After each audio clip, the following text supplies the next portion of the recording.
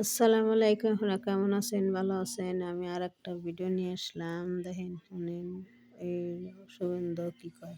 Indiscipline, বেয়াদবি, বদমাইশি এটা শুভেন্দু অধিকারীর বাড়িতে ভালো লাগতে পারে, কিন্তু আন্তর্জাতিক স্তরে একটা রাজনৈতিক মহলে এটা করা কখনোই বাঞ্ছনীয় নয়। আজকের দিনে দাঁড়িয়ে বাংলাদেশ এবং ভারতবর্ষের মধ্যে যে সম্পর্কটা, সেটা একটি আন্তর্জাতিক সম্পর্ক। পশ্চিমবঙ্গের মানুষ যেহেতু পশ্চিমবঙ্গের কোনো ইস্যুতে শুভেন্দু অধিকারীকে কোনো রকম রাজনৈতিক বিশ্বাস করতে অস্বীকার করেন, সেই জন্য শুভেন্দু অধিকারীর কাছে এরকম খেলো কিছু কাজ করা ছাড়া সম্ভব নয়।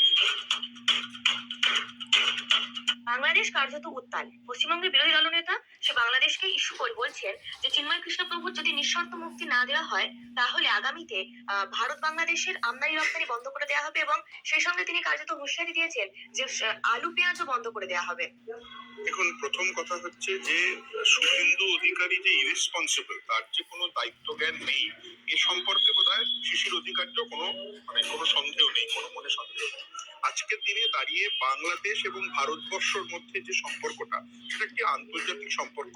সেই আন্তর্জাতিক সম্পর্কের মধ্যে আমাদের ইউনাইটেড নেশনস ইনভলভ আছে, আমাদের সাউথ ইস্ট এশিয়ার যে অর্গানাইজেশন গুলো আছে তারা ইনভলভ আছে। এবং আপনি যদি তৃণমূল কংগ্রেসের স্ট্যান্ড দেখেন, তৃণমূল কংগ্রেস ক্যাটাগরিক্যালি যে স্ট্যান্ডটা নিয়ে থাকে যে এক্সটার্নাল অ্যাফেয়ার্স বিষয়, মানে শুভেন্দু অধিকার আমি বাংলাদেশ নিয়ে খেপছে। ঠাকুরের ছাড় না দিলেও আন্দোলন করে যাইব। আর আমি বাংলাদেশ না মিথ্যা প্রচার করেই যাইব। শুভেন্দু শুভেন্দু মিথ্যা প্রচার করে ভারতের ভোট ব্যাংক করবা চাইতেছে, ইন্ডিয়ানের ভোট ব্যাংক করবা চাইতেছে। শুভেন্দু শুভেন্দু মানুষ নেই, এটা জানোয়ার। আর বাংলাদেশে মিথ্যা প্রচার করে।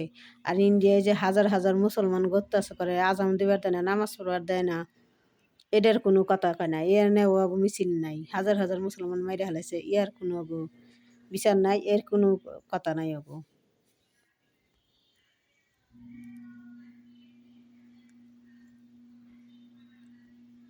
তো আসসালামু আলাইকুম। আপনারা কেমন আছেন? ভালো আছেন? তা আমার ভিডিওটা আপনারা দেখেন, লাইক করেন, কমেন্ট করেন, শেয়ার করেন। আসসালামু আলাইকুম।